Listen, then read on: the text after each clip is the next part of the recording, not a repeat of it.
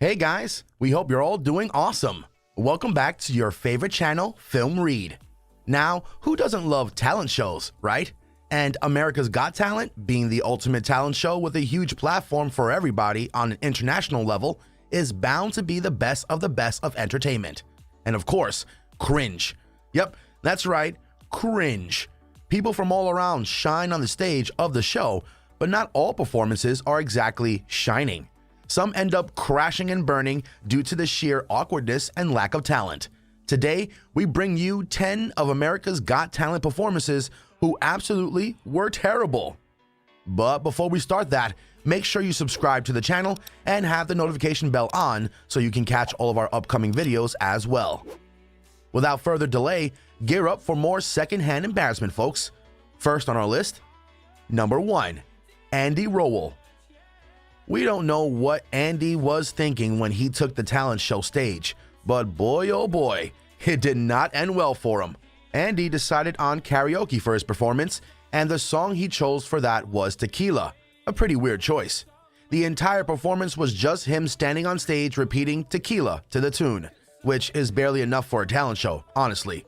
It seems as if his intention was for this to be a comedy act, and even though it amused many, it was a one-time thing and did not win him the approval of the judges.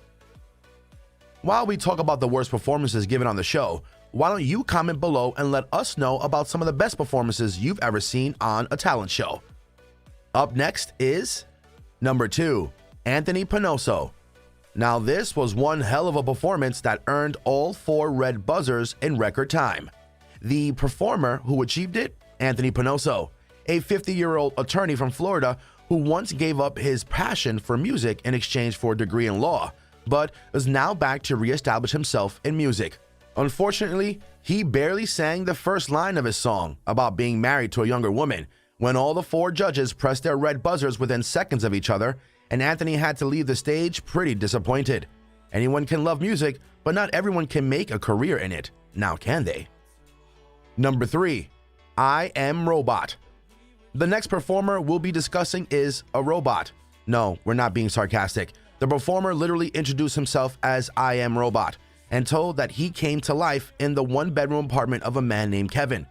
The robot, who was a man stuck in a tight, silver bodysuit, struggled to hold the mic with his hook hands on stage and earned a boo from the audience. But even that did not discourage him, and he went on to try and peel an orange with the same struggling hook hands. The unimpressed judges quickly dismissed him after with red buzzers. Number 4, Samantha. This young lady managed to somewhat shock the audience, not in a good way though. This self-proclaimed professional cuddler runs her own business called Cuddle Up to Me. She has a studio with 4 themed rooms and cameras for security. As for her performance, she demonstrated different cuddling techniques with the judges and even managed to win over 3 judges. It lasted only a moment, and she was eventually dismissed with red buzzers for making guest judge Neil Patrick Harris uncomfortable. Number 5, Uriane Retriever. Many aspects of Uriane's performance were pretty weird to the audience and the panel. When she took the stage, it seemed as if she would perform stand-up comedy or something like that, but instead, she stripped off clothes to reveal a US flag pattern mankini. The Japanese performer then danced around the stage in weird, jerky, and strangely funny ways. Even though 2 of the judges seemed amused, Uriane could not make it. Number 6, The Human Fountains. Now this performance is without a doubt one of the most controversial ones. The Human Fountains is a group of friends who have known each other ever since high school, and even though they all lead normal lives now, they once shone on the stage of their school talent show by creating fountains unlike any other, and now they found another stage to shine on. Their idea of shining on stage, however, wasn't exactly appealing. They danced around to the song My Heart Will Go On and created fountains by spitting water, even into each other's mouths. Pretty disgusting. The comedy group could not make it far into the competition.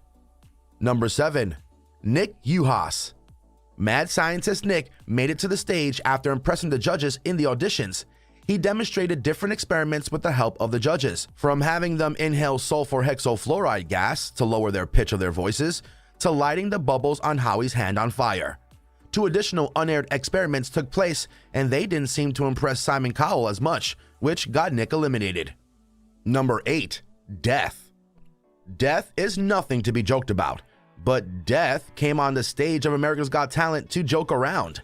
Stand-up comedian dressed in all black with skeletal makeup took to the stage by the name of Death and made jokes about his job as a Grim Reaper.